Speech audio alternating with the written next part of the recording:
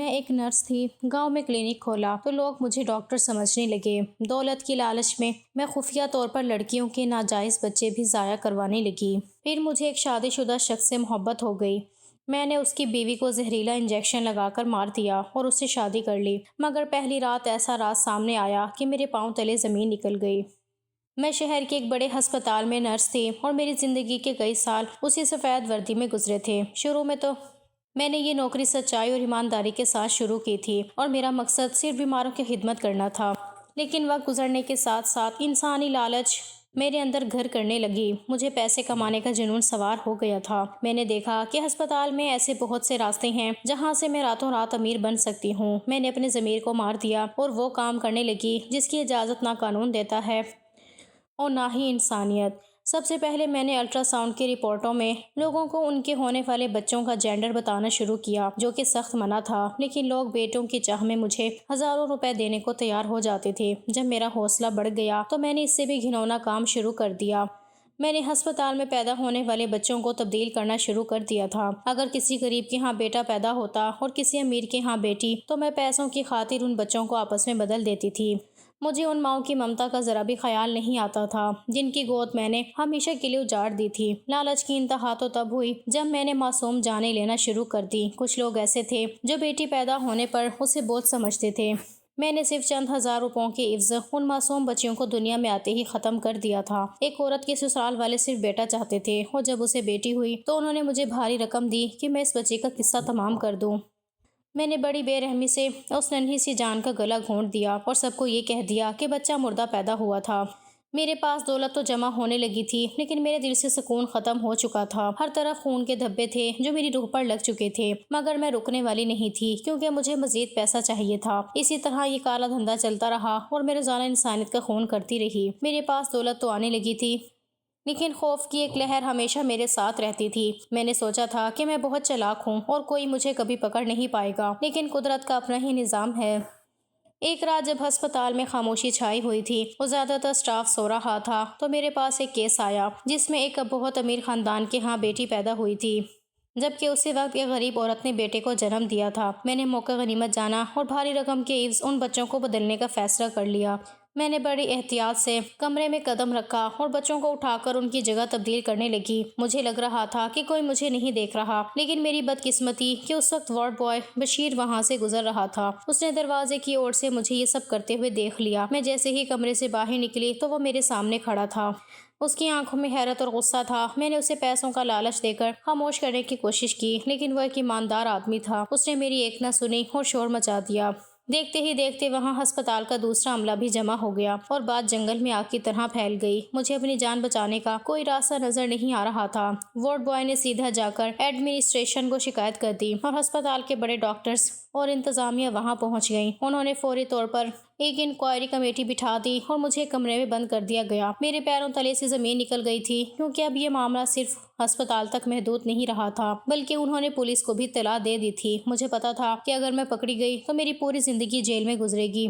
ہسپتال میں پولیس کی گاڑیاں پہنچ چکی تھیں اور ہر طرف افراتفری کا عالم تھا۔ انکوائری کے دوران جب مجھ سے سوال جواب شروع ہوئے تو میں گھبرا گئی اور میرے پاس کوئی جواب نہیں تھا۔ میں نے دیکھا کہ پولیس افسر ڈائری میں کچھ لکھ رہا ہے اور وہ میرے پچھلے ریکارڈ بھی نکال رہے ہیں۔ مجھے اندازہ ہو گیا کہ اب میری بچیاں بدلنے اور جینڈر بتانے والی تمام شکایات سامنے آ جائیں گی۔ جب پولیس دوسرے کمرے میں ثبوت اکٹھے کرنے گئی تو میں نے موقع پا کر وہاں سے بھاگنے کی ٹھانی۔ میں ہسپتال کی پچھلی کھڑکی سے نکلی اور اپنی سفید یونیفارم کا فائدہ اٹھاتے ہوئے ہسپتال سے بھاگ نکلی، لیکن میں اپنے گھر بھی نہیں جا سکتی تھی کیونکہ میرے گھر پر بھی اب پولیس کا پہرا تھا۔ وہ لوگ مجھے پکڑنے کے لیے پوری طرح سرگرم ہو چکے تھے۔ میں ساری رات شہر کی گلیوں میں چھپتی پھرتی رہی اور صبح ہوتے ہی ایک بس میں سوار ہو گئی جس کا رخ ایک دور دراز گاؤں کی طرف تھا۔ اس گاؤں میں میری دادی رہا کرتی تھی اور پھر میرے والد نے اپنی زندگی کا کافی عرصہ یہاں گزار کر ہی شہر کا رخ کیا تھا، اسی لیے میری دادی کا آبائی گھر اب بھی اس گاؤں میں موجود تھا۔ تبھی میں نے اس گاؤں کا رخ کیا۔ میرے پاس جو کچھ تھوڑے بہت پیسے تھے وہ میں نے سنبھال کر رکھے ہوئے تھے۔ میں نے اپنا حلیہ بدل لیا اور سر پر چادر اوڑھ لی تاکہ کوئی نرس والی پہچان باقی نہ رہے۔ میرے ذہن میں اب صرف ایک ہی بات چل رہی تھی کہ مجھے کسی ایسی جگہ جانا ہے جہاں کوئی مجھے نہ جانتا ہو اور جہاں میں دوبارہ سے اپنی زندگی شروع کر سکوں، لیکن میرے اندر کا خوف مجھے پل پل مار رہا تھا۔ مجھے وہ معصوم بچیاں یاد آ رہی تھیں جن کا میں نے قتل کیا تھا اور مجھے لگ رہا تھا کہ ان کی روحیں میرا پیچھا کر رہی ہیں۔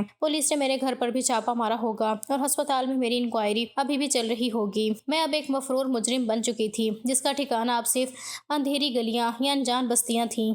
میں نے بس کی کھڑکی سے باہر دیکھتے ہوئے فیصلہ کیا کہ میں ہمیشہ کے لیے گاؤں میں جا کر رہوں گی، جہاں لوگ اتنے سادہ ہوں کہ وہ میری کسی بھی بات پر یقین کر لیں۔ میں نے سوچ لیا تھا کہ وہاں جا کر میں خود کو ایک ڈاکٹر کے طور پر متعارف کرواؤں گی، کیونکہ نرسنگ کا تجربہ تو مجھے تھا ہی، اور گاؤں کے لوگوں کے لیے ایک نرس بھی کسی بڑے ڈاکٹر سے کم نہیں ہوتی تھی۔ لیکن ابھی میرا دل تھر تھر کانپ رہا تھا کہ کہیں بس کے اڈے پر پولیس مجھے پہچان نہ لے۔ میں نے اپنا چہرہ ڈھانپ لیا اور خاموشی سے سیٹ پر دبک کر بیٹھ گئی۔ راستہ بہت لمبا تھا۔ میں نے اپنے تمام رابطے ختم کر دیے اور اپنا موبائل فون بھی توڑ کر پھینک دیا تاکہ مجھے ٹریس نہ کیا جا سکے۔ اب میرا نیا سفر شروع ہونے والا تھا۔ بس کا سفر کئی گھنٹوں پر محیط تھا اور ہر گزرتا ہوا میل مجھے اس ہسپتال اور پولیس کے خوف سے دور لے جا رہا تھا۔ لیکن میرا ضمیر اب بھی مجھے کچوکے لگا رہا تھا۔ جب بس اس چھوٹے سے گاؤں کے قریب پہنچی تو شام کے سائے گہرے ہو رہے تھے۔ میں نے اپنا بیگ سنبھالا اور بس سے نیچے اتر گئی۔ گاؤں کی مٹی کی خوشبو اور خاموشی شہر کے اس شور و غل سے بالکل مختلف تھی جہاں میں نے اپنی زندگی کے کئی سال گناہوں میں گزارے تھے۔ میں سیدھی اپنی دادی کے اس پرانے گھر کی طرف بڑھی جو برسوں سے بند تھا۔ گاؤں کے لوگ ایک دوسرے سے واقف ہوتے ہیں، لیکن مجھے دیکھ کر کسی کو شک نہیں ہوا کیونکہ میں نے اپنا حلیہ ایک عام سی گھریلو عورت جیسا بنا لیا تھا۔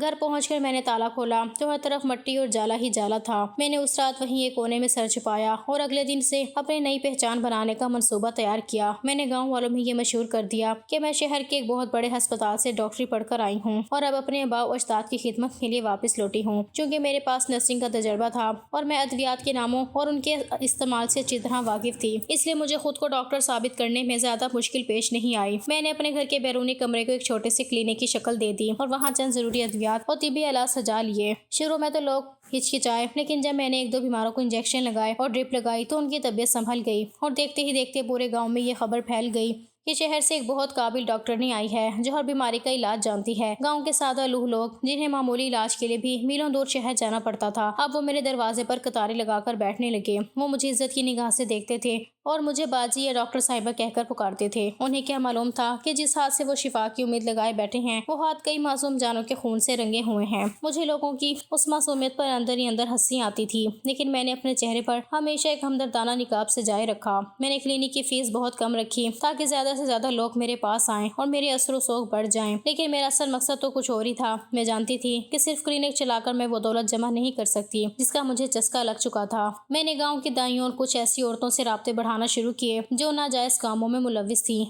میں نے انہیں خاموشی سے بتا دیا کہ اگر کوئی ایسا کیس ہو جہاں لڑکیوں کے ناجائز بچے ضائع کروانے ہوں یا کسی عورت کو چھپ کر کوئی آپریشن کروانا ہو تو وہ میرے پاس آ سکتی ہے۔ یہ ایک ایسا کام تھا جس کا کسی کو کانوں کان خبر نہیں ہو سکتی تھی اور اس میں پیسہ بھی بہت زیادہ تھا۔ گاؤں کے لوگ اپنی عزت بچانے کے لیے منہ مانگی رقم دینے کو تیار ہو جاتے تھے۔ میں نے کلینک کے پیچھے ایک چھوٹا سا خفیہ کمرہ بنا لیا تھا جہاں میں یہ تمام غیر قانونی کام سر انجام دیتی تھی۔ دن کے وقت میں ایک نیک اور رحم دل ڈاکٹرنی بن کر لوگوں کا معائنہ کرتی اور رات کے اندھیرے میں وہی موت کی سوداگر بن جاتی جو میں شہر کے ہسپتال میں تھی۔ دولت کی ہوس نے مجھے ایک بار پھر اسی راستے پر ڈال دیا تھا جہاں سے میں بھاگ کر آئی تھی۔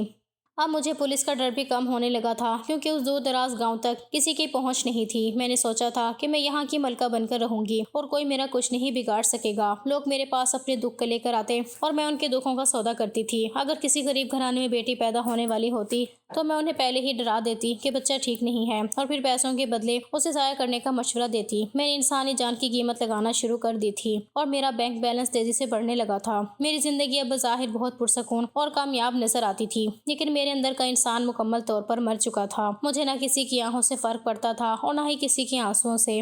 میں نے اپنے جذبات کو ایک پتھر کی طرح سخت کر لیا تھا اور میرا ہر قدم صرف اور صرف پیسے کی طرف اٹھتا تھا۔ ایک دن اچانک حویلی سے جاگیردار صاحب کا بلاوا آیا تو میرے ہاتھ پاؤں ٹھنڈے ہو گئے۔ میرے ذہن میں پہلا خیال یہی آیا کہ شاید شہر کی پولیس یہاں تک پہنچ گئی ہے یا پھر کسی طرح میرا ماضی ان کے سامنے کھل گیا ہے۔ میں اسی خوف میں مبتلا تھی کہ اگر ان کو پتہ چل گیا کہ میں ڈاکٹر نہیں بلکہ ایک مفرور نرس ہوں تو وہ مجھے زندہ نہیں چھوڑیں گے۔ میں بے انتہا ڈرتے ہوئے اور کانپتے دل کے ساتھ حویلی پہنچی، لیکن وہاں کا منظر دیکھ کر میری حیرت کی انتہا نہ رہی۔ میرا استقبال کسی مجرم کی طرح نہیں بلکہ ایک شاہانہ دوستانہ طریقے سے کیا گیا۔ جاگیردار صاحب نے بڑے اتفاق سے میرا استقبال کیا اور سب کے سامنے میری تعریفوں کے پھول باندھ دیے۔ انہوں نے کہا کہ انہیں اس بات پر فخر ہے کہ نذیرہ کی پوتی شہر سے اتنی بڑی ڈاکٹری کی تعلیم حاصل کر کے اپنے گاؤں کے لوگوں کی خدمت کے لیے واپس آئی ہے۔ ان کی باتیں سن کر میری جان میں جان آئی اور میرا خوف آہستہ آہستہ ختم ہونے لگا۔ پھر تھوڑی دیر بعد وڈیرے صاحب مجھے باقی لوگوں سے الگ ایک تنہائی والے کمرے میں لے گئے۔ وہاں ان کے لہجے میں خاص قسم کی سنجیدگی اور رازداری تھی۔ انہوں نے مجھ سے مخاطب ہو کر کہا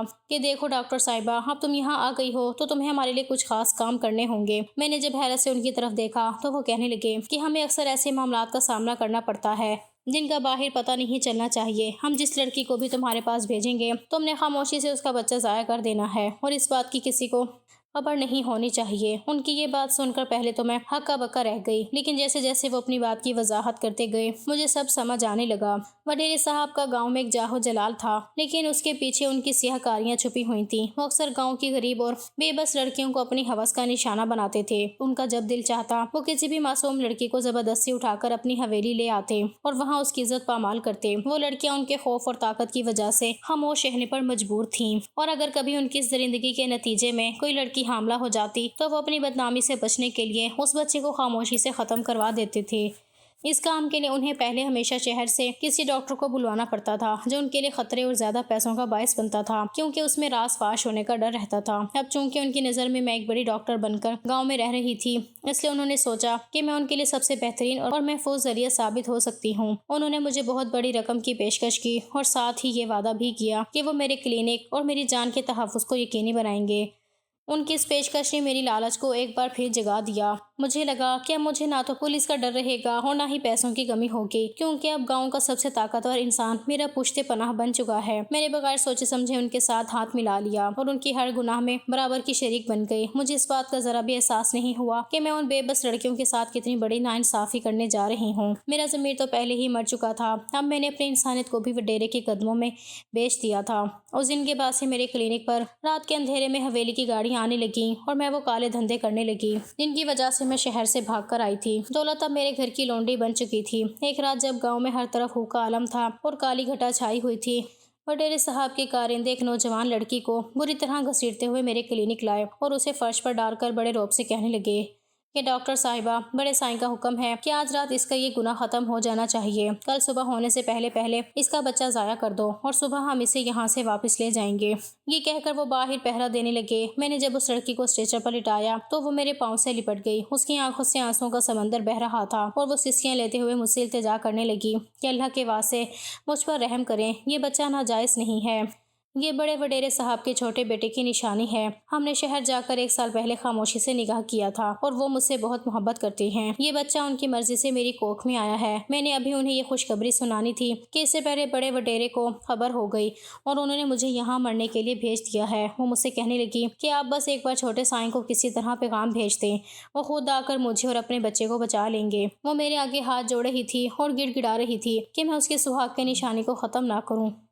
اس کے الفاظ سن کر ایک لمحے کے لیے میرا دل کانپا اور مجھے احساس ہوا کہ یہ گناہ اب تک کے تمام گناہوں سے بڑا ہے، کیونکہ یہ ایک جائز رشتہ تھا۔ لیکن اگلے ہی پل میرے ذہن میں بڑے وڈیرے کا خوفناک چہرہ اور ان کی دی ہوئی طاقت کا خیال آیا۔ میں جانتی تھی کہ اگر میں نے اس لڑکی کی مدد کی تو وڈیرے صاحب مجھے زندہ زمین میں گاڑ دیں گے اور میرا یہ شاہانہ کلینک ایک پل میں ملبے کا ڈھیر بن جائے گا۔ میں نے اپنے دل پر پتھر رکھا اور اس کی ایک نہ سنی۔ میں نے تیزی سے دراز سے بے ہوشی کا انجیکشن نکالا اور اس کے بازو میں پیوست کر دیا۔ وہ روتے روتے خاموش ہو گئی اور اس کی آنکھیں بند ہو گئیں۔ اس کے بعد میں نے وہ ظلم کیا جس کا تصور بھی ایک انسان کو جھنجھری دلا دے۔ میں نے بڑی بے رحمی سے اس کے اور اس کے شوہر کی محبت کی نشانی کو ختم کر دیا۔ وہ ایک معصوم اور جائز بچہ تھا جو اپنی ماں کی کوکھ میں پناہ لیے ہوئے تھا، لیکن میری لالچ اور خوف نے اس کا گلا گھونٹ دیا۔ صبح جب سورج کی پہلی کرن نکلی تو وہ لڑکی ہوش میں آئی۔ اپنی خالی کوکھ کا احساس ہوتے ہی اس کی ایسی چیخ نکلی کہ میرا کلیجہ منہ کو آنے لگا۔ وہ پاگلوں کی طرح رونے لگی اور مجھے بد دعائیں دینے لگی کہ تو نے ایک ماں کو جیتے جی مار دیا ہے، قدرت تجھے کبھی معاف نہیں کرے گی۔ تھوڑی دیر بعد وڈیرے کے آدمی آئے اور اسے خاموشی سے گاڑی میں ڈال کر لے گئے۔ میں نے کمرے سے خون کے دھبے صاف کیے، لیکن وہ لڑکی جس کے ساتھ میں نے یہ درندگی کی تھی میرے ذہن سے نہیں نکل رہی تھی۔ کچھ دن گزرے تو گاؤں میں افواہ پھیل گئی کہ وہ لڑکی ایک رات اچانک اپنے گھر سے غائب ہو گئی ہے۔ کسی نے کہا کہ وہ شرم کے مارے کہیں بھاگ گئی ہے اور کسی کا خیال تھا کہ اسے وڈیرے کے آدمیوں نے ٹھکانے لگا دیا ہے۔ سچ تو یہ تھا کہ اس کے بعد اس کا کیا ہوا اس کی کسی کو خبر نہ ہوئی، لیکن اس رات کے بعد سے مجھے اپنے کلینک کے اندھیرے کمرے میں اس لڑکی کی سسکیاں سنائی دینے لگی تھیں۔ مجھے لگ رہا تھا کہ میں نے ایک بہت بڑی غلطی کر دی ہے، لیکن دولت کی چمک نے جلد ہی میرے ان خدشات کو دبا دیا۔ مجھے وڈیرے صاحب کی طرف سے بھاری انعام ملا تھا، جس نے میرے ضمیر کی بچی کچی آواز کو بھی خاموش کر دیا تھا۔ میں نے سوچا کہ ایک لڑکی کے غائب ہونے سے میرا کیا بگڑے گا؟ میں تو اب بھی وہی معزز ڈاکٹر صاحبہ تھی جس کے سامنے پورا گاؤں سر جھکاتا تھا، مگر مجھے یہ معلوم نہیں تھا کہ وہ لڑکی غائب ہو کر بھی میری زندگی کا پیچھا نہیں چھوڑے گی۔ میں اپنی اس پرسکون اور پرتعیش دنیا میں پوری طرح مگن اور مطمئن ہو چکی تھی۔ اب گاؤں میں میرا سکہ چلتا تھا اور میرا رتبہ کسی بڑے افسر سے کم نہیں تھا۔ جب میں راستے سے گزرتی تو لوگ احترام میں کھڑے ہو جاتے اور عورتیں میرے کلینک کے باہر گھنٹوں میرا انتظار کرتیں۔ مجھے تحفے تحائف ملنا تو روز کا معمول بن چکا تھا۔ کبھی کوئی گھر کا بنا خالص دیسی گھی دے جاتا تو کبھی حویلی سے اعلیٰ درجے کے کھانے میرے دسترخوان کی زینت بنتے۔ میں اپنی ان تمام برائیوں کو بھول چکی تھی جو میں نے ماضی میں کی تھیں، اور مجھے لگ رہا تھا کہ اب مجھے کوئی ہاتھ لگانے والا نہیں ہے۔ پھر ایک دوپہر جب میں اپنے کلینک میں بیٹھی مریضوں کا معائنہ کر رہی تھی تو ایک جوڑا کمرے میں داخل ہوا۔ وہ دونوں میاں بیوی لباس اور بول چال سے کافی پڑھے لکھے اور مہذب لگ رہے تھے۔ ان کے چہروں پر عجیب سی بے چینی اور پریشانی صاف ظاہر ہو رہی تھی۔ عورت تو جیسے صدمے کی مورت بنی ہوئی تھی۔ اس کا کہنا تھا کہ وہ شادی کی کئی سال گزر جانے کے باوجود اولاد جیسی نعمت سے محروم ہے، اور اب اس کی ہمت جواب دے رہی ہے۔ اس نے روتے ہوئے بتایا کہ اس کی زندگی اب بے معنی ہو کر رہ گئی ہے، اور وہ صرف ایک بچے کے لیے دن رات اللہ سے دعائیں مانگتی ہے۔ اس کا شوہر، جو کہ ایک بہت ہی وجیحہ اور نفیس انسان تھا، بڑے پیار سے اپنی بیوی کا ہاتھ تھامے اسے حوصلہ دے رہا تھا۔ اس نے مجھ سے مخاطب ہو کر کہا کہ ڈاکٹر صاحبہ، ہم نے پورے علاقے میں آپ کی قابلیت کے بڑے چرچے سنے ہیں۔ ہم کچھ عرصہ پہلے ہی شہر کی مصروف زندگی چھوڑ کر یہاں سکون کی تلاش میں شفٹ ہوئے ہیں۔ حقیقت تو یہ ہے کہ شہر میں میرے گھر والے اور رشتہ دار میری بیوی کو اولاد نہ ہونے پر اس قدر طعنے دیتے تھے کہ اس کا ذہنی سکون تباہ ہو چکا تھا۔ وہ ہر وقت روتی رہتی تھی۔ اسی لیے میں نے سوچا کہ اسے اس پرسکون گاؤں کے ماحول میں لے جاؤں تاکہ یہاں کے کھلے ماحول میں یہ کچھ وقت اطمینان سے گزار سکے۔ لیکن یہاں آ کر بھی اس کی تڑپ کم نہیں ہوئی۔ یہ ہر وقت یہی سوچتی رہتی ہے کہ شاید کبھی ماں نہیں بن سکے گی۔ اس لیے میں اسے آپ کے پاس لایا ہوں کہ آپ اس کا مکمل چیک اپ کریں اور اسے وہ تسلی دیں جس کی اسے اس وقت سب سے زیادہ ضرورت ہے۔ وہ شخص جس اپنائیت اور محبت بھرے انداز میں اپنی بیوی کی دل جوئی کر رہا تھا، اس نے مجھے اندر تک ہلا کر رکھ دیا۔ میں نے اپنی زندگی میں بہت سے مرد دیکھے تھے، لیکن بیوی کے لیے اتنی فکر اور اس قدر لحاظ کرنے والا شخص میں نے پہلے کبھی نہیں دیکھا تھا۔ وہ بار بار مجھ سے التجا کر رہا تھا کہ ڈاکٹر صاحبہ، آپ اس کا ایسا علاج کریں کہ اس کے دل سے یہ ڈر نکل جائے اور اسے امید کی کوئی کرن نظر آنے لگے۔ میں اس کی باتیں سن تو رہی تھی، لیکن میری نظریں بار بار اس کے چہرے پر ٹھہر رہی تھیں۔ اس کی آواز میں ایک ایسی کشش اور سنجیدگی تھی جس نے مجھے پہلے ہی نظر میں اپنا گرویدہ بنا لیا تھا۔ میں جو اب تک صرف پیسوں اور طاقت کی پجارن تھی، نہ جانے کیوں اس شخص کی شخصیت کے سحر میں مبتلا ہو گئی تھی۔ اس کا نام اس نے اسد بتایا تھا، اور وہ واقعی کسی شہزادے سے کم نہیں لگ رہا تھا۔ میں نے اس کی بیوی کو چیک اپ کے لیے اندر بلایا، لیکن میرا دماغ اب اس کے علاج کی طرف نہیں بلکہ اسد کی طرف تھا۔ میں نے مصنوعی مسکراہٹ کے ساتھ ان دونوں کو یقین دلایا کہ فکر کی کوئی بات نہیں ہے۔ شہر کے ڈاکٹروں نے شاید درست تشخیص نہیں کی۔ میں کچھ دوائیاں اور ٹیسٹ لکھ کر دوں گی، جس کے بعد سب ٹھیک ہو جائے گا۔ اسد کی آنکھوں میں چمک آ گئی اور اس نے بڑے شکر گزار لہجے میں میرا شکریہ ادا کیا۔ میں نے اسے اگلے ہفتے دوبارہ آنے کا کہہ دیا، اور جب وہ وہاں سے گئے تو میں کافی دیر تک اسی دروازے کو دیکھتی رہی جہاں سے وہ شخص باہر نکلا تھا۔ میرے دل میں ایک عجیب سی ہلچل شروع ہو گئی تھی۔ مجھے پہلی بار شدت سے اس بات کا احساس ہوا تھا کہ میرے پاس بینک بیلنس، بڑی گاڑی، عالیشان گھر اور لوگوں کی جھوٹی محبت تو بہت ہے، لیکن زندگی میں ایک ایسے جیون ساتھی کی کمی ہے جو مجھ سے سچی محبت کرے، جو میرا خیال رکھے اور جس کے سینے پر سر رکھ کر میں اپنے دن بھر کی تھکن اتار سکوں۔ اب تک تو میں صرف پیسے کے پیچھے بھاگتی رہی تھی، لیکن اسد کو دیکھ کر میرے اندر کی وہ عورت جاگ گئی تھی جو برسوں سے تنہائی کی ماری ہوئی تھی۔ میں اگر بیمار ہوتی تو اپنا علاج خود کرتی تھی، میں خوش ہوتی تو اکیلی اپنے کمرے میں قہقہے لگاتی تھی، لیکن میرا دکھ سکھ بانٹنے والا کوئی نہیں تھا۔ اسد کی اس خوبرو شخصیت اور اس کی گفتگو نے میرے دل میں ایک عجیب سی آگ لگا دی تھی۔ میں بار بار یہی سوچ رہی تھی کہ یہ شخص تو میرے لیے ہی بنا ہے۔ اسے اس معمولی سی عورت کے ساتھ نہیں ہونا چاہیے تھا۔ اس کی بیوی بظاہر بہت معصوم تھی اور اس میں کوئی جسمانی کمی نظر نہیں آتی تھی، لیکن اولاد نہ ہونا شاید قدرت کا میرے لیے ایک اشارہ تھا۔ میں نے اپنے کلینک کی کرسی پر بیٹھے بیٹھے ہی منصوبہ بنانا شروع کر دیے تھے۔ میرے ذہن میں یہ شیطانی سوچ جڑ پکڑ رہی تھی کہ اگر اس عورت کی گود ہری ہو گئی تو اسد کبھی میری طرف مڑ کر بھی نہیں دیکھے گا۔ وہ تو پہلے ہی اپنی بیوی پر جان چھڑکتا ہے، اور اولاد ہونے کے بعد تو وہ اس کا مکمل غلام بن جائے گا۔ مجھے اسد کو حاصل کرنے کے لیے اس عورت کو اس کے راستے سے ہٹانا تھا، یا پھر کچھ ایسا کرنا تھا کہ اسد خود اس سے بیزار ہو جائے۔ میں نے سوچا کہ اگر میں اسے یہ یقین دلا دوں کہ اس کی بیوی کبھی ماں نہیں بن سکتی تو شاید وہ دوسری شادی کا سوچے، لیکن اسد جس طرح کا انسان تھا وہ بیوی کو چھوڑنے والا نہیں لگتا تھا۔ اب میرے اندر کا وہ گناہ گار ذہن پھر سے متحرک ہو چکا تھا۔ میں نے اسد کی بیوی کے ٹیسٹ اور رپورٹیں دیکھیں تو وہ بالکل نارمل تھیں، لیکن میں نے فیصلہ کر لیا تھا کہ میں انہیں کبھی سچ نہیں بتاؤں گی۔ میں اسد کی محبت میں اس حد تک پاگل ہو چکی تھی کہ مجھے اب اپنی عمر اور اپنے مرتبے کا بھی خیال نہیں رہا تھا۔ میں بس یہ چاہتی تھی کہ وہ شخص ہر وقت میرے سامنے رہے۔ وہ جب بھی کلینک آتا میں بس سنور کر بیٹھتی اور اس سے زیادہ بات کرنے کے بہانے ڈھونڈتی تھی۔ میں نے اس کی بیوی کو ایسے دوائیاں دینا شروع کی جن سے وہ ٹھیک ہونے کی بجائے مزید سست اور بیمار رہنے لگی، تاکہ اسد اسے لے کر بار بار میرے پاس آئے اور اسے لگے کہ اس کی بیوی کی حالت ٹھیک نہیں ہے۔ مجھے معلوم تھا کہ میں ایک بہت بڑا کھیل کھیل رہی ہوں۔ میں نے سوچ لیا تھا کہ یا تو اسد میرا ہوگا یا پھر وہ کسی کا نہیں رہے گا۔ میں جب بھی اسد کی بیوی کو چیک کرنے کے بہانے اندر کمرے میں لے جاتی تو میرا مقصد اس کا علاج کرنا نہیں بلکہ اس کے ذہن میں زہر گھولنا ہوتا تھا۔ میں اسے اسٹریچر پر لٹا کر معائنے کا ناٹک کرتی اور پھر بڑے ہمدردانہ لیکن افسوسناک لہجے میں اسے کہتی کہ دیکھو بی بی، تمہاری بظاہر تو ساری رپورٹیں نارمل نظر آتی ہیں، لیکن تمہارے اندر کچھ ایسی پیچیدگیاں ہیں جو میڈیکل سائنس بھی شاید نہ سمجھ سکے۔ میں نے بہت سی عورتیں دیکھی ہیں جو اوپر سے بالکل ٹھیک ہوتی ہیں مگر وہ ایک نامکمل عورت ہوتی ہیں اور ان کی گود کبھی ہری نہیں ہوتی۔ میری یہ باتیں سن کر اس کی آنکھوں میں آنسو آ جاتے اور وہ اندر ہی اندر ٹوٹنے لگتی۔ میں اس کے دل میں یہ بات پختہ کر رہی تھی کہ وہ ایک بانجھ عورت ہے اور شاید کبھی ماں بننے کی خوشی نہیں دیکھ پائے گی۔ اس کا حوصلہ توڑنا میرا پہلا ہدف تھا تاکہ وہ خود کو اسد کے قابل نہ سمجھے، اور ساتھ ہی ساتھ میں نے اپنے دوسرے شیطانی منصوبے پر بھی عمل کرنا شروع کر دیا تھا۔ میں نے اسے ایسی طاقتور اور بھاری دوائیں دینی شروع کی جو بظاہر تو وٹامنز لگتی تھیں، لیکن حقیقت میں وہ آہستہ آہستہ اثر کرنے والا زہر تھیں۔ یہ دوائیں اس کے جسم میں خاموشی سے سرایت کر رہی تھیں اور اس کے اعضاء کو اندر ہی اندر ناکارہ بنا رہی تھیں۔ وہ پہلے سے زیادہ کمزور رہنے لگی تھی اور اس کے چہرے کی رنگت پیلی پڑ گئی تھی۔ جب اسد اسے لے کر میرے پاس آتا اور اس کی حالت پر تشویش کا اظہار کرتا تو میں اسے یہ کہہ کر تسلی دیتی کہ یہ سب علاج کا حصہ ہے۔ جسم میں تبدیلی آ رہی ہے، اس لیے سستی اور کمزوری محسوس ہوتی ہے۔ اسد میری باتوں پر اندھا اعتبار کرتا تھا کیونکہ اسے لگتا تھا کہ میں اس کی بیوی کی جان بچانے اور اسے اولاد کی نعمت دلانے کے لیے دن رات کوشش کر رہی ہوں۔ مجھے اس کی معصومیت پر کبھی ترس نہیں آیا، بلکہ مجھے یہ دیکھ کر خوشی ہوتی تھی کہ اب اس کی بیوی ہر گزرتے دن کے ساتھ بستر سے لگتی جا رہی ہے۔ میں نے حساب لگا لیا تھا کہ چند ماہ میں اس کا جسم پوری طرح جواب دے جائے گا اور پھر اسد کے پاس سوائے میرے اور کوئی سہارا نہیں بچے گا۔ میں نے اسے ایسی نیند کی گولیاں بھی دیں جو اسے ہر وقت مدہوش رکھتی تھیں تاکہ وہ اسد سے بات نہ کر سکے اور وہ دونوں ایک دوسرے سے دور ہو جائیں۔ میری محبت اب ایک جنون بن چکی تھی۔ مجھے کسی بھی قیمت پر وہ اسد چاہیے تھا جو اپنی بیوی کا ہاتھ تھام کر اسے دلاسا دیتا تھا۔ میں چاہتی تھی کہ وہ ہاتھ صرف میرا ہو اور وہ دلاسا صرف مجھے ملے، چاہے اس کے لیے مجھے اس عورت کی جان ہی کیوں نہ لینی پڑے۔ ایک رات جب گاؤں پر خاموشی چھائی ہوئی تھی اور ہر طرف اندھیرا تھا تو اسد بدحواس ہو کر میرے کلینک پہنچا۔ اس کے چہرے پر ہوائیاں اڑ رہی تھیں اور وہ گھبراہٹ میں کہنے لگا کہ ڈاکٹر صاحبہ، میری بیوی کی حالت بہت زیادہ بگڑ گئی ہے، وہ ہوش میں نہیں آ رہی، آپ خدا کے لیے میرے ساتھ چلیں اور اسے دیکھ لیں۔ میں نے جلدی سے اپنا بیگ اٹھایا اور اس کے ساتھ اس کے گھر روانہ ہو گئی۔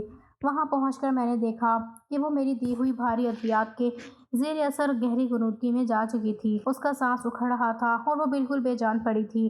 مجھے بخوبی اندازہ تھا کہ یہ سب میری ان زہریلی دواؤں کا نتیجہ ہے جو میں اسے مسلسل دے رہی تھی۔ میں نے اسد کو تسلی دی کہ گھبرانے کی بات نہیں ہے، یہ بس دواؤں کا ری ایکشن ہے، میں ابھی اسے کچھ انجیکشن دیتی ہوں اور پھر یہ ٹھیک ہو جائے گی۔ میں نے اسے ایک اور سکون آور انجیکشن لگا دیا تاکہ وہ اگلے کئی گھنٹوں تک ہوش میں نہ آ سکے۔ اسد پریشانی کے عالم میں وہیں کمرے میں ٹہل رہا تھا۔ میں اس کے قریب جا کر بیٹھ گئی اور ہمدردی کے بہانے اس سے باتیں کرنے لگی۔ رات کا پچھلا پہر تھا، چاروں طرف خاموشی تھی اور ہم دونوں اس کمرے میں اکیلے تھے۔ میں نے باتوں باتوں میں اس کے بہت قریب ہونے کی کوشش کی۔ میں نے اپنی باتوں سے اسے یہ احساس دلایا کہ وہ کتنا تنہا ہے اور اس کی بیوی اس کے قابل نہیں ہے۔ میری جوانی اور رات کی اس تنہائی نے اسد کے مضبوط ارادوں کو کمزور کرنا شروع کر دیا۔ وہ جو اب تک صرف اپنی بیوی کا وفادار تھا، میری قربت کے جادو میں پھنس کر بہکنے پر مجبور ہو گیا۔ اس رات کے اندھیرے میں اسد نے وہ سرحد پار کر لی جو اسے اپنی بیوی سے جوڑے ہوئے تھی۔ وہ رات ہم دونوں کے درمیان ایک گناہ کی رات بن کر گزر گئی۔ صبح جب سورج نکلا تو اسد کے چہرے پر ندامت اور پچھتاوا صاف نظر آ رہا تھا۔ وہ مجھ سے نظریں نہیں ملا پا رہا تھا اور شرمندگی کے مارے اس کا سر جھکا ہوا تھا، لیکن میرے لبوں پر ایک فاتحانہ مسکراہٹ تھی کیونکہ میں نے اس شخص کو اپنا بنا لیا تھا جس کے لیے میں نے اتنے پاپ بیلے تھے۔ میں جانتی تھی کہ اب اسد مجھ سے دور نہیں جا سکے گا، کیونکہ اب وہ میرا ہم راز بن چکا تھا۔ اب میرا اگلا قدم اس عورت کو ہمیشہ کے لیے راستے سے ہٹانا تھا تاکہ اسد مکمل طور پر میرا ہو سکے۔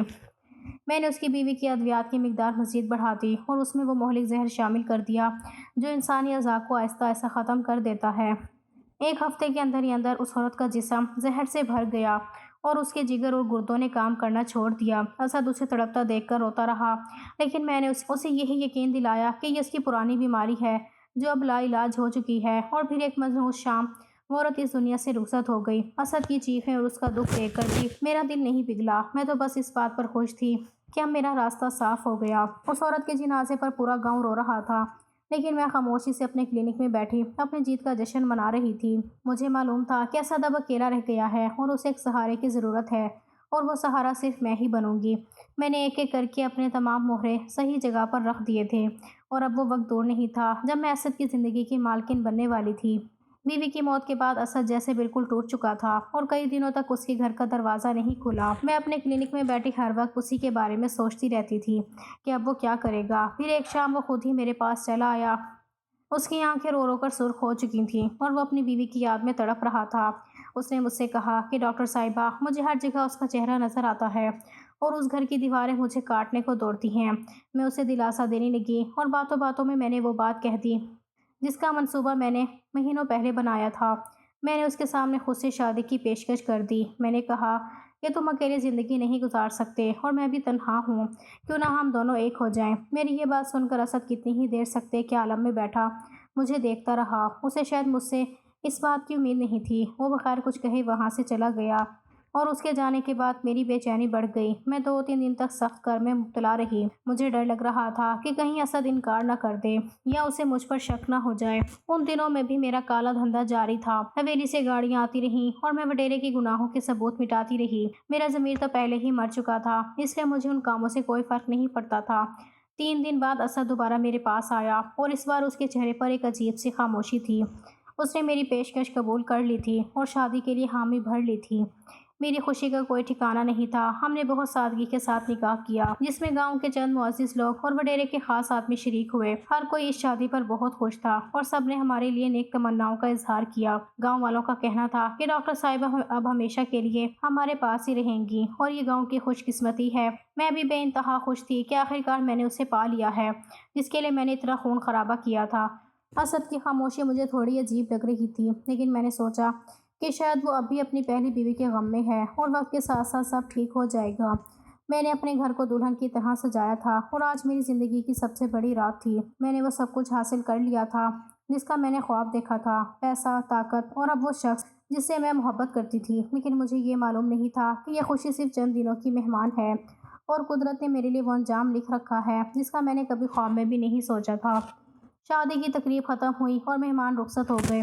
جب میں اسد کے ساتھ کمرے میں تنہا ہوئی تو میری آنکھوں میں خواب تھے اور دل میں جیت کا سکون تھا۔ میں نے سوچا تھا کہ میری زندگی کی تمام محرومیاں ختم ہو گئی ہیں، لیکن جیسے ہی اسد نے کمرے کا دروازہ اندر سے بند کیا، اس کے چہرے کی وہ نرمی اور آنکھوں کی وہ محبت ایک پل میں غائب ہو گئی۔ اس نے صوفے پر بیٹھ کر ایک سگریٹ سلگایا اور میری طرف ایسی نظروں سے دیکھا جیسے میں اس کی جیون ساتھی نہیں بلکہ کوئی حقیر سی چیز ہوں۔ میں نے گھبرا کر پوچھا کہ اسد کیا بات ہے، تم ایسے کیوں دیکھ رہے ہو؟ وہ زور سے ہنسا اور بولا کہ نذیرہ کی پوتی، تم بہت چالاک بنتی تھی، لیکن تم نے یہ کیوں سوچ لیا کہ میں تم جیسی عورت سے واقعی محبت کر سکتا ہوں؟ میرے پیروں تلے سے زمین نکل گئی جب اس نے انکشاف کیا کہ وہ دراصل کوئی پڑھا لکھا شریف انسان نہیں بلکہ ایک ایسا شکاری ہے جو دولت مند عورتوں کو محبت کے جال میں پھنساتا ہے اور ان کی جائیداد ہتھیا کر انہیں راستے سے ہٹا دیتا ہے۔ اس نے بتایا کہ وہ جس عورت کو اپنی بیوی بنا کر لایا تھا وہ بھی اس کا صرف ایک مہرہ تھی جس کی جائیداد پر اس کی نظر تھی۔ اسد کہنے لگا کہ میں نے تو سوچا تھا کہ میں اسے بانجھ ثابت کروں گا، اسے ذہنی مریضہ بناؤں گا اور پھر اسے تڑپا تڑپا کر مار دوں گا تاکہ اس کی ساری دولت میرے نام ہو جائے۔ لیکن تم تو مجھ سے بھی بڑی کھلاڑی نکلی، تم نے میری محنت آسان کر دی اور خود ہی اسے زہر دے کر راستے سے ہٹا دیا۔ اس نے کہکہا لگاتے ہوئے کہا کہ مجھے تو تم جیسی سنگدل عورت ہی چاہیے تھی جو میرے اشاروں پر ناچے۔ اب تم میرے لیے وہ کام کرو گی جو میں کہوں گا، اور اگر تم نے انکار کیا تو میرے پاس تمہارے تمام گناہوں کے ثبوت موجود ہیں۔ میں نے اسد کی آنکھوں میں وحشت دیکھی تو مجھے احساس ہوا کہ میں نے جس شخص کے لیے اتنے خون کیے وہ خود ایک درندہ ہے۔ اس رات کے بعد سے میری زندگی جہنم بن گئی۔ وہ لوگوں کے سامنے تو مجھ سے بے پناہ محبت کا ناٹک کرتا، لیکن گھر کی چار دیواری کے اندر وہ مجھے مارتا پیٹتا اور مجھ سے وہ تمام دولت چھین لی جو میں نے کلینک سے کمائی تھی۔ وہ نشے کی حالت میں اکثر مجھے بتاتا کہ کیسے اس نے پہلے بھی کئی عورتوں کو ٹھکانے لگایا ہے اور اب میری باری ہے۔ میں جو خود کو بہت بڑی چالاک سمجھتی تھی اب اپنے ہی بنے ہوئے جال میں پھنس چکی تھی۔ مجھے اب وہ معصوم بچیاں اور وہ لڑکی یاد آتی تھی جس کا بچہ میں نے ضائع کیا تھا۔ مجھے لگ رہا تھا کہ یہ سب ان کی بد دعاؤں کا اثر ہے۔ اسد نے مجھے اپنے گھر میں قیدی بنا لیا تھا اور وہ کلینک کے ذریعے ہونے والی تمام آمدنی جوئے اور شراب میں اڑانے لگا۔ میں نہ تو پولیس کے پاس جا سکتی تھی کیونکہ میں خود ایک مجرم تھی اور نہ ہی گاؤں والوں کو کچھ بتا سکتی تھی کیونکہ سب کی نظر میں اسد ایک بہترین شوہر تھا۔ کبھی کبھی تو مجھے اپنی بدقسمتی پر یقین نہ آتا۔ میں نے اپنی اچھی زندگی کے لیے غلط کاموں سے جو پیسہ کمایا تھا وہی پیسہ میری موت کا ذریعہ بننے جا رہا تھا۔ ایک دن جب وہ نشے میں دھت تھا اس نے میرا گلا دباتے ہوئے کہا کہ اب تمہاری ضرورت ختم ہو گئی ہے، میں نے ایک نئی جائیداد کا سودا کر لیا ہے اور اب تمہیں بھی ویسا ہی انجیکشن لگے گا جیسا تم نے میری پہلی بیوی کو لگایا تھا۔ میں موت کو اپنے سامنے دیکھ رہی تھی۔ میری وہ رات پچھتاوے کی آخری رات تھی جہاں میرے پاس اب توبہ کا وقت بھی نہیں بچا تھا۔ اسد نے وہ سرنج نکالی جس میں زہر بھرا تھا۔ اس سے پہلے کہ وہ زہریلی سرنج میرے بازو میں اتار دیتا میں نے اپنی پوری قوت جمع کی اور اسے ایک زوردار دھکا دیا۔ وہ نشے میں تھا اس لیے لڑکھڑا کر پیچھے گرا اور میں نے ایک لمحہ ضائع کیے بغیر کمرے سے باہر کی طرف دوڑ لگا دی۔ میں ننگے پاؤں اندھیری گلیوں اور کچی سڑکوں پر بھاگتی رہی۔ جھاڑیوں نے میرے کپڑے پھاڑ دیے اور پتھروں نے میرے پیروں کو لہو لہان کر دیا، لیکن مجھے رکنا نہیں تھا۔ میں نے پیچھے مڑ کر دیکھا تو وہ ہاتھ میں ٹارچ لیے دیوانوں کی طرح چلاتا ہوا میرے پیچھے آ رہا تھا۔ اس کی آواز میں وہی درندگی تھی جو اس کی شخصیت کا اصل روپ تھی۔ میں بھاگتے بھاگتے شہر جانے والی مین شاہراہ پر پہنچ گئی۔ قسمت نے ساتھ دیا کہ اسی وقت ایک مسافر بس وہاں رکی۔ میں بنا سوچے سمجھے اس میں سوار ہو گئی اور آخری سیٹ پر جا کر دبک گئی۔ میری آنکھوں سے آنسوں کا سیلاب بہہ رہا تھا اور میرا پورا جسم تھر تھر کانپ رہا تھا۔ میں نے کھڑکی سے باہر دیکھا تو اسد سڑک کنارے کھڑا غصے سے ہاتھ مل رہا تھا۔ بس کی رفتار بڑھنے کے ساتھ ساتھ وہ گاؤں اور وہ حویلی میری نظروں سے اوجھل ہونے لگی۔ میں نے سب کچھ کھو دیا تھا، میرا کلینک، میری دولت، میرا رتبہ اور وہ جھوٹی محبت جس کے لیے میں نے ایک عورت کی جان لی تھی۔ میں ایک بار پھر اسی شہر میں واپس آ گئی تھی جہاں سے میں مفرور ہو کر بھاگی تھی، لیکن اب میں وہ پرانی نذیرہ نہیں تھی۔ اب میں ایک تہی دامن اور پچھتاوے کی ماری ہوئی عورت تھی۔ میں نے شہر کے ایک دور دراز علاقے میں اپنی پہچان چھپا کر ایک چھوٹے سے معمولی کلینک میں نرس کی نوکری شروع کر دی۔ اب میری زندگی کا ایک ہی مقصد ہے کہ میں ان ہاتھوں سے لوگوں کی خدمت کروں جن سے میں نے کبھی جانیں لی تھی۔ میں اب ہر ضرورت مند کا کام مفت میں کرتی ہوں۔ کسی غریب کو دوا چاہیے ہو یا کسی بے بس کو مدد، میں سب سے پہلے آگے کھڑی ہوتی ہوں۔ لیکن اس سب کے باوجود میرا دل کبھی سکون نہیں پاتا۔ جب بھی کوئی معصوم بچہ میرے سامنے آتا ہے تو مجھے ان ننھی جانوں کی سسکیاں سنائی دیتی ہیں جن کا قصہ میں نے چند روپوں کے لیے تمام کر دیا تھا۔ رات کو جب میں سونے کی کوشش کرتی ہوں تو اس لڑکی کا چہرہ میری آنکھوں کے سامنے آ جاتا ہے جس کے شوہر کی نشانی میں نے وڈیرے کے کہنے پر مٹا دی تھی۔ میں مسلے پر بیٹھ کر گھنٹوں روتی ہوں، رب کے حضور گڑ گڑا کر معافی مانگتی ہوں، لیکن میرے اندر کا خوف مجھے کہتا ہے کہ شاید یہ گناہ اتنے بڑے ہیں کہ ان کی معافی اس دنیا میں ممکن نہیں ہے۔ میں ابھی اسی پچھتاوے کی آگ میں جل رہی ہوں اور میں جانتی ہوں کہ موت تک یہ بوجھ میرے سینے پر رہے گا۔ قدرت نے مجھے جیتے جی جہنم دکھا دی تھی اور اب میں صرف اس وقت کا انتظار کر رہی ہوں جب میرا یہ سفر ختم ہوگا اور مجھے اپنے ہر ایک عمل کا حساب دینا ہوگا۔ میری کہانی ان سب کے لیے ایک سبق ہے جو دولت اور ہوس کی خاطر اپنے ضمیر کا سودا کر لیتے ہیں، کیونکہ آخر میں انسان کے پاس صرف اس کے اعمال رہ جاتے ہیں اور میرے پاس اب صرف پچھتاوا ہی پچھتاوا ہے۔